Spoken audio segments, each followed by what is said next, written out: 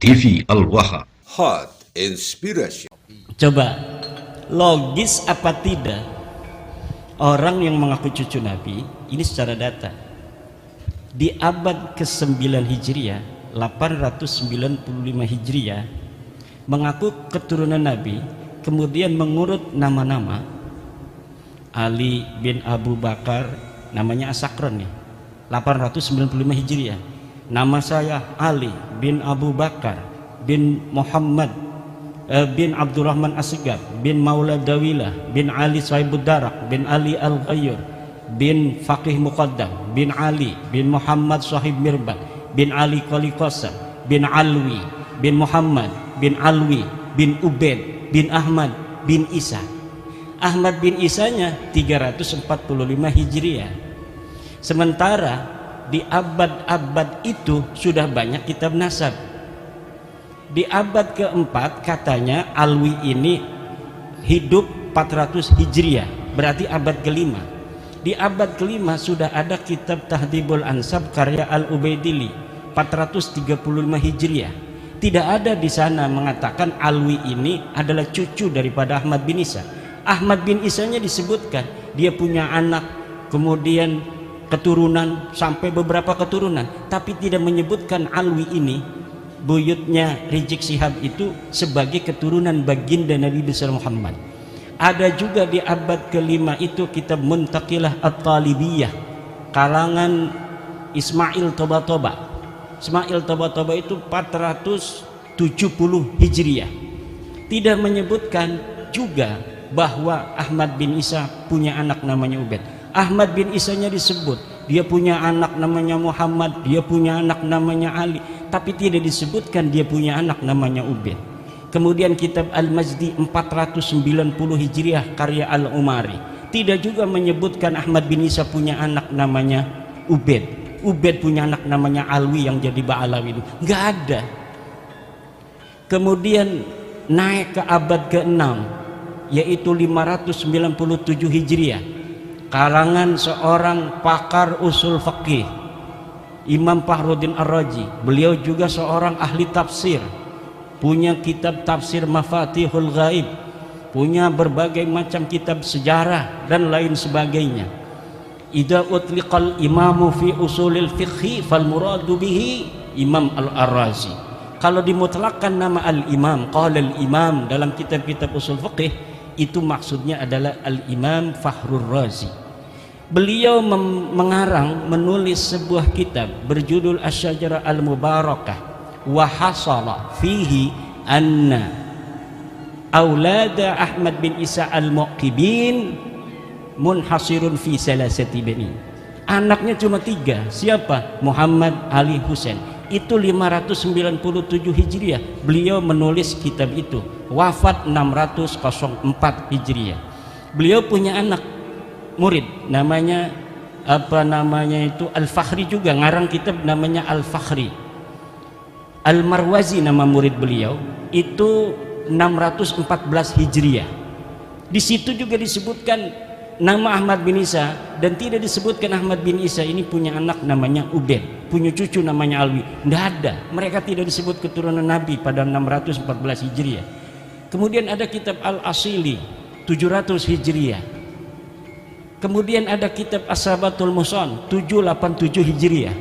Kemudian ada kitab Umdatul Talib As-Sugra 828. Ada kitab Umdatul Talib As-Sugra karya orang yang sama Ibnu Ainabah 828 Hijriah. Sampai abad ke-8, abad 9 awal ini tidak ada orang yang menyebutkan ahli nasab itu bahwa Ba'alawi keturunan baginda Nabi besar Muhammad SAW. Padahal mereka sudah ada itu di abad 9 itu, mereka sudah mulai mengaku sebagai turun Nabi.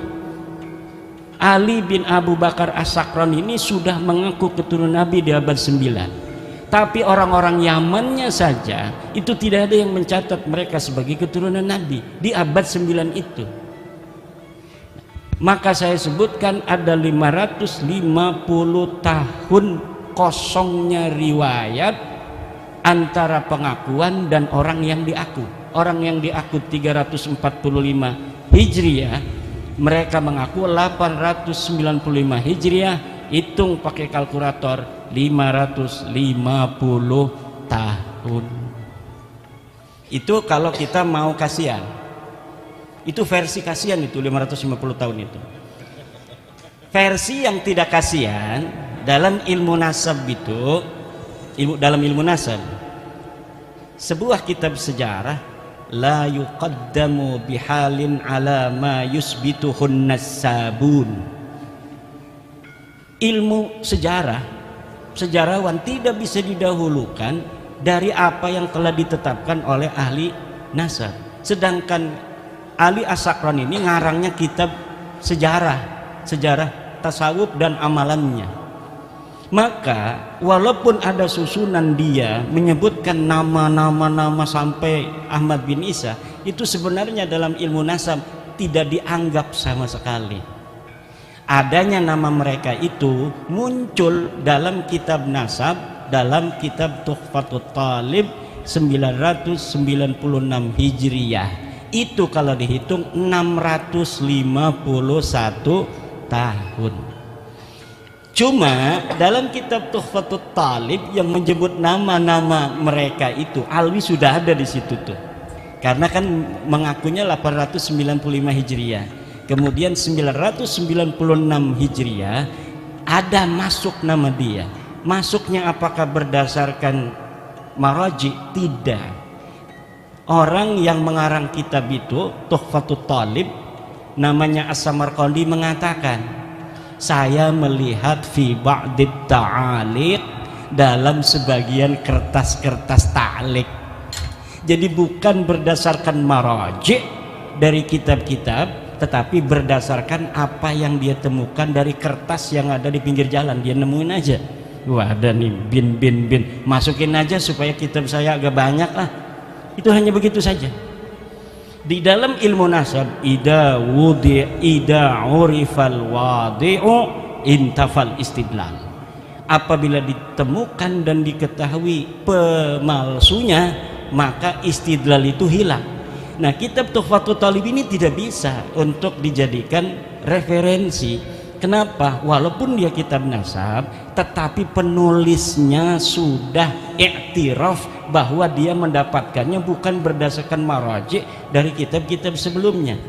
Sedangkan di dalam kitab nasab itu bisa diisbat hanya oleh kitab-kitab nasab.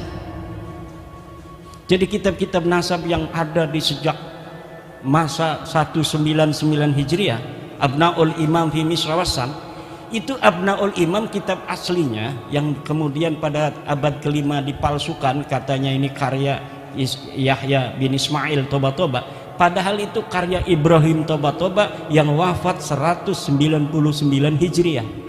Itu sudah ada kitab nasab 199 Hijriah, sudah ada kitab nasab, ditulis semua keturunan Imam Hasan dan Imam Husain. Gak bisa orang masuk sembarangan. Kemudian ada kitab Nasabu Quraisy, ada kitab Nasab Bani Quraisy, ada kitab As-Sam'ani tentang nasab, ada kitab Siri Silsilatil Alawiyah 340 Hijriah karya Abu Nasr Al-Bukhari. Tapi di situ bukan masa di mana Ahmad bin Isa hidup, jadi kita nggak pakai sebagai dalil. Yang kita pakai dalil mulai daripada kitab nasab yang bisa diakses paling tua, yaitu Tahdzibul Ansab karya Al-Ubaidili 435 Hijriah. Jadi kitab-kitab nasab itu sudah menafikan mereka sebagai turun Nabi. Ini kata Hanif Alatas, kalau tidak ada yang menyebut, itu bukan berarti dia tidak ada. Kalau misalnya ada yang menafikan bahwa Alwi bukan cucu Nabi di abad 5, baru bisa diterima bahwa Alwi itu bukan cucu Nabi. Tapi tidak ada orang yang menafikan Alwi sebagai cucunya Ahmad bin Isa di abad kelima. Alasannya begitu. Kalau Kiai Imad bisa menemukan satu kitab yang menafikan katanya Ubaid sebagai anak Ahmad bin Isa, Alwi sebagai cucu daripada Ahmad bin Isa, baru itu sahih. Kalau tidak ada yang menafikan, tidak, kata saya. Coba lihat dalam kitab kitab tauhid yang kecil aja, kitab Syarah Aqidatul Awam. Kitab apa itu? Karya Ibrahim Laqqani. Tuhfatul Murid ya. Tuhfatul Murid.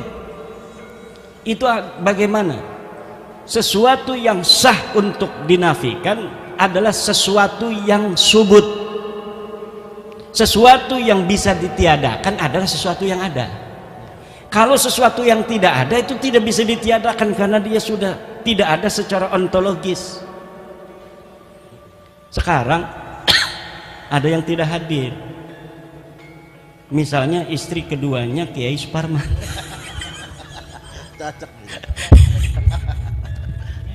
Istrinya ada, makanya saya candain. Misalnya Kiai Suparman punya istri dua, misal yang hadir cuma permaisuri. Ada misalnya namanya Maisaro. Misal, kok Maisaro tidak ada? Nah, tidak ada itu karena memang tadinya ada. Tapi kalau memang sesuatu itu tidak ada, maka bagaimana sesuatu yang tidak ada kemudian kita nafikan? Itu dalam teori filsafat itu tidak logis. Kalamun ghairu mantiqiyyin, kalam yang tidak mantiki, yang tidak logis, tidak masuk akal. Nah, ini akan panjang ini karena semuanya sudah paham. Nanti kita di dalam diskusi aja bahwa begini kesimpulannya. Untuk mengetahui dia diisbat cucu Nabi atau tidak, itu menggunakan metodologi nasab, ilmu nasab dan kitab nasab. Secara kitab nasab mereka sudah hakul yakin kata Rama Irama bahwa mereka bukan cucu Nabi. Untuk mengetahui apakah mereka ini nama-nama yang disebutkan sampai Ahmad bin Isa itu sosok historis, orangnya betul-betul ada atau tidak, itu menggunakan pendekatan historis, yaitu melalui menelusuri nama-nama keluarga mereka ini dalam kitab-kitab sejarah. Dan dalam penelitian penelusuran saya mengenai nama-nama keluarga mereka, dari mulai Abdurrahman Segaf, kakeknya Ali Abu Bakar As-Sakran, Abdurrahman As-Segaf, punya ayah katanya namanya Muhammad Maula Dawilah. Ini adalah sosok yang fiktif. Dari mulai Muhammad Maula Dawilah punya ayah Ali Sahibud Darak, Ali Al-Ghayyur, Faqih Muqaddam, Ali bin Sahib Mirbat bin Ali Qali Qasam bin Alwi, sampai Ubed, itu semuanya sosok ahistoris, orang fiktif yang namanya diurut begitu saja demi untuk mencapai ketersambungan sampai Ahmad bin Isa yang sudah sahih sebagai keturunan Nabi. Jadi jangankan bisa diisbat secara ilmu nasab, uang sosoknya aja nggak ada. Bagaimana sih Kiai Ahmad bisa menemukannya? Begini Pak, di Tarim itu banyak orang dulu. Faqih Muqaddam itu 653 Hijriah. 653 Hijriah di Tarim itu banyak ahli-ahli agama, ulama-ulama besar. Ada kitab-kitab nasab sejarah yang ditulis. Kejadian apa saja yang terjadi di Tarim itu ada dalam kitab Al-Yafi'i, dalam kitab Tabaqat Fuqaha'il Yaman, dalam kitab As-Suluk, semuanya diterangkan. Ada kejadian pembunuhan para fuqaha 560 Hijriah itu, ada penyerbuan dari kerajaan membunuh para kiai-kiai karena perbedaan dalam cara pandang keagamaan. Tapi tidak ada satupun nama-nama yang disebutkan ulama baik yang dibunuh maupun tidak dibunuh dari keluarga Ba'alwi. Kenapa? Karena memang waktu itu mereka tidak ada di Tarim. Mereka belum ada di Tarim. Mereka pindah dari India masuk itu sekitar sebelum abad 9 Hijriah, beberapa puluh tahun sebelumnya. Kemudian menyusun sebuah kekuatan di situ, kesejarahan, palsuin semua ulama-ulama di sana. direbut nasabnya orang, kemudian yang direbutnya itu diingkirodkan. Ini mereka kan nyantol ke Abil Jadid, ulama Hadramaut, Sarip Abul Jadid. Nasabnya diambil, Abul Jadidnya dihancurkan. Bahwa Abul Jadid ini tidak punya keturunan hari ini abad 9. Sama juga dengan Wali Songo. Wali Songo diambil itu sejarahnya, dibelokkan nasabnya ke Hadramaut, keturunannya dihilangkan bahwa mereka tidak punya keturunan. Ini yang akan terjadi kalau tidak ada bab nasab 2022 dan tidak ada Kiai Suparman Abdul Karim di Lampung.